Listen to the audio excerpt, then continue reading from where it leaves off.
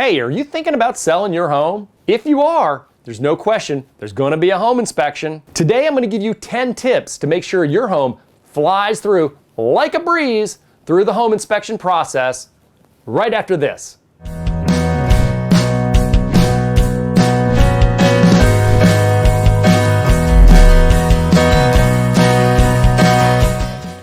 Hi, I'm Kevin Grolig, real estate agent with Compass in Bethesda, Maryland, and I service the Montgomery County, Maryland area and the surrounding DMV. And thank you for visiting my latest video in a series, Real Kevin.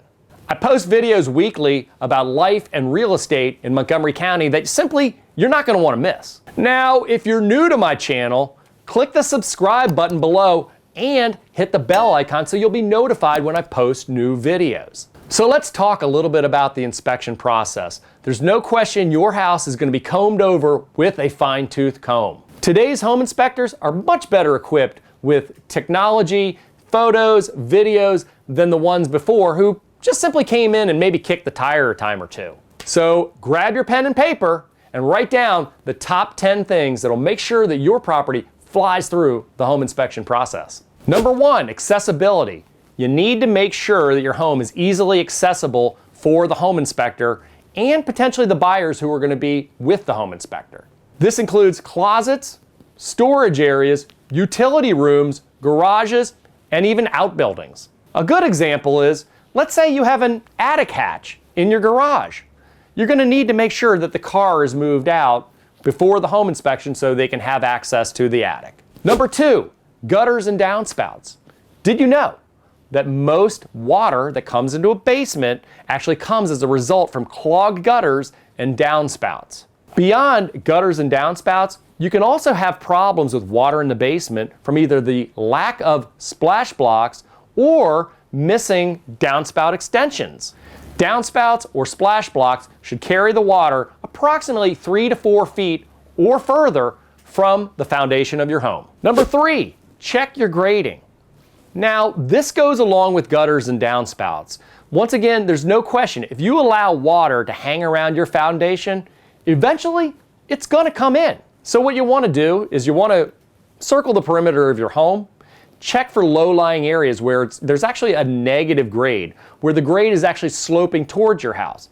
Because really, you're supposed to have the opposite. If you find these negative areas or low areas, what you're going to want to do is you're going to want to make sure that you pack it in tightly with a nice clay-type soil, slope it off, once again, away from the house. Number 4, check for exterior wood rot.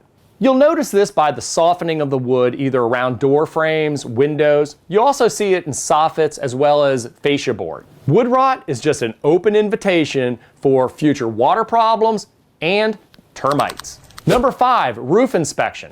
Consider having a roofing company come do an inspection of your roof. So here's what the roofing company is going to be looking for. They're going to be looking for missing or cracked shingles. They're going to be looking to make sure that the flashing is proper and that it's not brittle and breaking away. Also going to look to make sure that pipe collars that protrude from the roof are properly sealed. Additionally, they're going to want to check the inside of the attic because many times when you go up there, you will see signs of water that's actually coming in. You just simply don't know about it because it's not landing on your forehead. Number 6, check the electrical. Now in this one here, a $5 to $10 electrical tool from Home Depot or Lowe's is all you need to do the trick. You want to make sure that all outlets are working and that there's no reverse polarity in any of the outlets. That's simply where hot and cold lines are reversed. A simple fix, but better to do it now than to wait for the home inspector. Also, make sure that all light bulbs are working. Understand when the inspector comes through, it's not his or her job to figure out if it's just a light bulb or it's a major wiring issue. So make sure that all light bulbs are working so that there's no questions about whether or not it's a bulb or is it a bigger issue. Number 7, HVAC system. Once again, I'm going to recommend that you hire a company to come out to check the HVAC system to make sure that it's properly working. A written invoice along with a sticker on your furnace showing that everything's in good order will go a long way to pleasing both the inspector and the buyer. One other tip I give you with the HVAC system is, if you haven't been doing it to this point, buy 5 to 10 furnace filters leave them placed right there at the furnace and start replacing them monthly. You know, it's a good habit to get into, and also shows the buyer that you're putting a lot of diligence into proper maintenance of the HVAC system. Number 8, chimney inspection. So if you have a chimney, once again, I think it's a great idea to get an inspector out there to inspect the chimney just to make sure that there's no creosote buildup and that this chimney is in fine working order.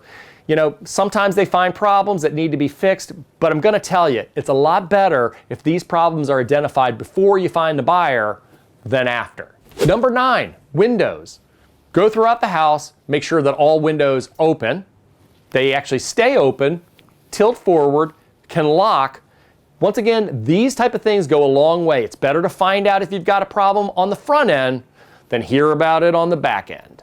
Oh yeah, and make sure that all your screens are there, and that if there's any tears or anything, take care of it up front. Number 10, plumbing. Just simply go throughout the house, make sure that toilets are properly fastened and mounted to the floor. Make sure that the sinks aren't leaking. Now, what I recommend to make sure the sinks aren't leaking is fill it up about half to maybe 3/4 of the way up to the top.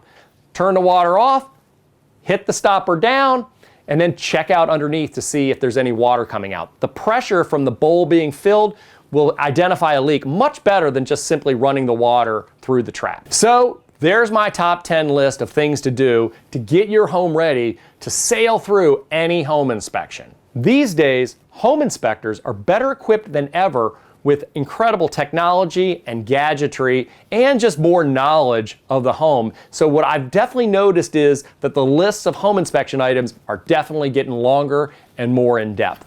Oh yeah, and they're expensive too. So the more of these items that can be avoided on the front end, once again, smooth sailing on the back end. The bottom line is, the more questions that we can remove from the inspector's mind and the buyer's mind, the smoother this is all gonna be. So what do you think about my list? Any thoughts, suggestions? What do you think?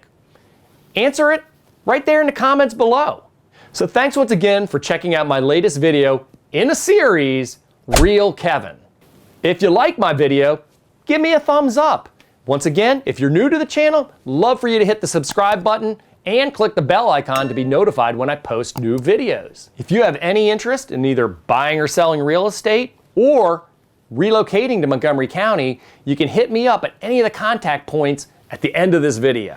That's it for today, and as always, go safe, go healthy, go sane, and go in peace. See you next Wednesday.